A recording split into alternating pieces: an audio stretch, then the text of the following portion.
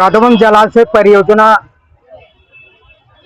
निर्माण करने MSP guarantee योजना को प्रदेश में लागू करने के सवाल पर आज अनिश्चितकालीन का 43वां दिन जारी है।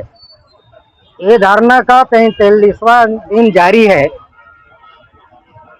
और इस आयोजित कार्यक्रम के अध्यक्षता कर रहे हैं हमारे किसान आम सभा के संस्थापक रामाशंकर सरकार जी।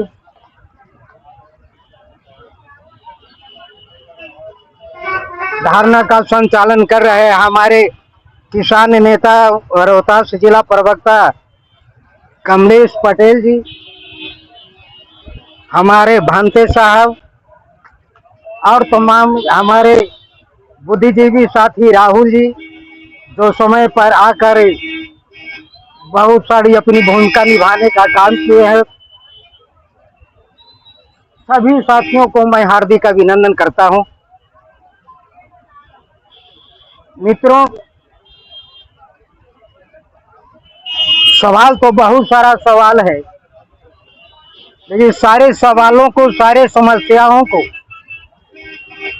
बारी बारी से अगर तय किया जाए, बारी बारी से इसके निष्पादन की ओर चला जाए तो ज़्यादा बेहतर होगा। लेकिन इस देश का सबसे पहला सवाल है कादवन इंद्रपुरी जलाशय परियोजना का निर्माण करना। यानी कहने का मतलब है, हमारे नेता का जो सवाल ये जो उठा है, इस देश की धरातल से सवाल उठा है।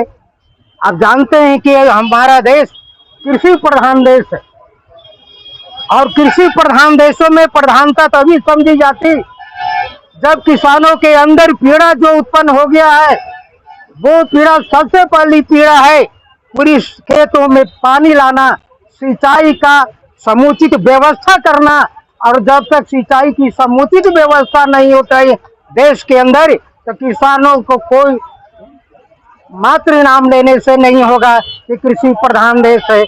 कृषि प्रधान देश रहते हुए प्रधानता तो दूसरे को दिया जा रहा है, कारपोरेट घराने को दिया जा रहा है, पूंजीपतियों को दिया जा रहा है, उद्योगपतियों को दिया जा रहा है, जो करोड़ों रुपया की माफी कर दी जा रही है सरकार की तरफ से।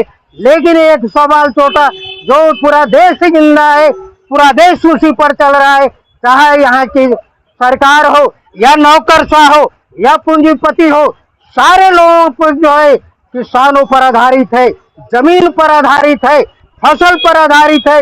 लेकिन इस जमीन से उपजाने वाले फसल के प्रति अगर कोई सवाल अगर उठाता तो हम जानते कि सचमुच में हमारे बीच से जो जनप्रतिनिधि जो चुना करके जाते हैं, निश्चित तौर में अपने दायित्वों का निर्वहन करते हैं।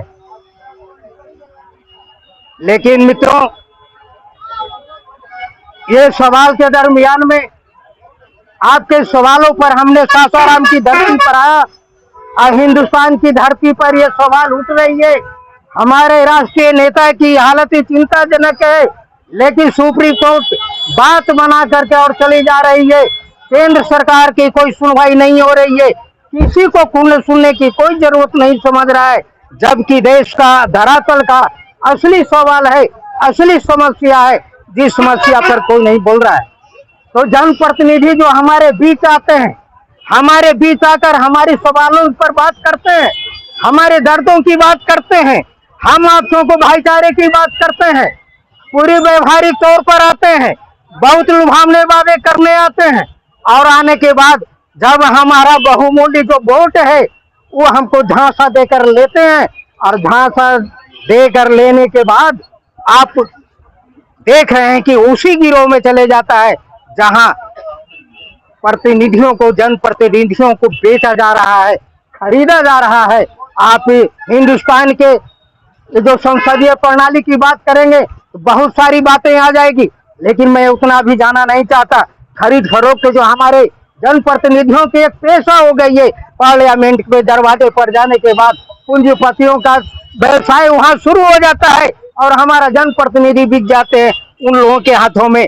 और इसी का नतीजा है कि आपका सवाल वहां नहीं उठता, आपके रोजगार का सवाल नहीं उठता, आपके अधिकार का सवाल नहीं उठता, आपके स्वाभिमान का सवाल नहीं उठता। पूंजीपतियों का पेट कैसे भरेगा, उसका व्यवसाय कैसे आगे चलेगा, उसकी कंपनी कैसे आगे बढ़ेगी, कौन सी आइटम उनके कंपनियों से निकाला जाएगा, इस सारी बिंदु पर बात होती है और उन लोगों को खजाना भरा जाता है। केंद्र सरकार की तरफ से बहुत सारी बातें आई कि हमने उद्योगपतियों के पैसे वापस कर लेंगे, हम ये कर लेंगे, वो कर लेंगे, लेकिन सारे जाल फरेमी है, दिखावा है और कुछ नहीं है। लेकिन हम एक बात कहना चाहेंगे, हम अपने तमाम साथियों से कि आप उतना दूर मत जाएं।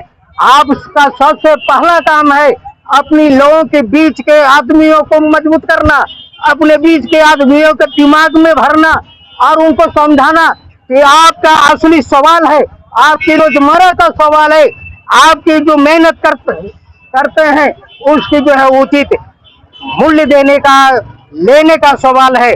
और जब तक संघर्ष के दौर में नहीं आएंगे, संघर्ष के रास्ते पर नहीं आएंगे, निश्चित तौर पे आपका स्वाभिमान को कोई नहीं बचा पाएगा। और अपनी स्वाभिमान को बचाना है, स्वाभिमान को जिंदा रखना है, तो अपने आप के दिल को, अपने आप की ताकत को जिंदा रखना होगा, तभी आप अपने स्वाभिमान को बचा सकते हैं, अपने सवालों पर आगे बढ़ सकते हैं।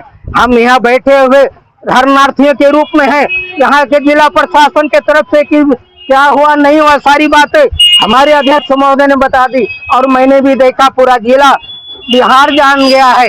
लेकिन अभी तक जनप्रतिनिधियों के मुंह से एक भी आवाज नहीं आ रही है कि क्या होना चाहिए या नहीं होना चाहिए। लेकिन हम यही कहेंगे कि हम जितने भी हैं गांव की ओर बढ़ें, हमारा आंदोलन जारी रहेगा, लेकिन हमारा जो टीम रहेगा, हमारे जो समूह रहेंगे, हमारे साथियों का समूह गांव की तरफ बढ़े और गांव के लोगों को बताने का काम करें कि हमारे साथियों के साथ यहाँ का जिला प्रशासन क्या किया है, क्या नहीं किया है, हम लोगों को क्या करना चाहिए। हम लोगों को इकट्ठा होकर पूरे रोड को जगह जगह पर जाम कर देने की जरूरत है, तभी सरकार बनेंगे कि हमारे देश का असली आदमी अपनी हिम्मत, अपनी अधिकार और हक के लिए, हिस्सेदारी के लिए रोड पर आ गया है। अब इस ताकत को कोई रोकने वाला नहीं है जब तक कि आप वहां नहीं जाएंगे। इन्हीं सारी चरणों के शब्द के साथ मैं अपनी बात समाप्त करता हूं। जय हिंद, जय किसान।